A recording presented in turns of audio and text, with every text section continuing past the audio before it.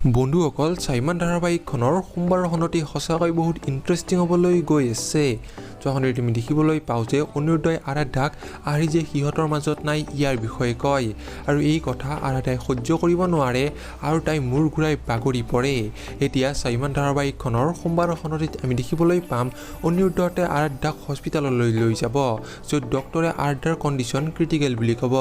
এতিয়া বাৰু ডক্টৰে আৰাধ্যাক বচাবলৈ সক্ষম হ'বনে বাৰু জানিবলৈ পাব আপোনালোকে স্বাভিমান ধাৰাবাহিকখনৰ সোমবাৰৰ খনতে। এইফালে আমি দেখিবলৈ পাওঁ যে অনিৰুদ্ধই দিয়া চৰ্তত জিতে ডিভোৰ্চ পেপাৰত চাইন কৰিবলৈ মান্তি হয়, কিন্তু স্বাভিমান ধাৰাবাহিকখনৰ সোমবাৰৰ খণ্ডত আমি দেখিবলৈ পাম জিতে ৰিমলিলৈ ফোন কৰিব আৰু তাইক ডিভোৰ্চ পেপাৰত চাইন কৰিবলৈ মানা কৰিব। এতিয়া বাৰু ৰিমলি পুনৰ জিতৰ জালত ফচিব নেকি বাৰু?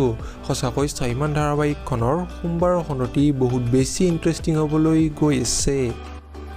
আপোনালোকৰ কোন বাৰু স্বাভিমান ধাৰাবাহিকখনৰ সোমবাৰৰ খনতে চাবলৈ অধীৰ অপেক্ষা ৰৈ আছে কমেণ্টত নিশ্চয় কমেণ্ট কৰি জনাব। আৰু ভিডিঅ'টো চাই যদি ভাল পালে তেনেহ'লে প্লিজ এটা লাইক দি যাব আৰু এনেকুৱা ভিডিঅ'বোৰ পাই থাকিবলৈ আমাৰ চেনেলটো ছাবস্ক্ৰাইব কৰি দিব।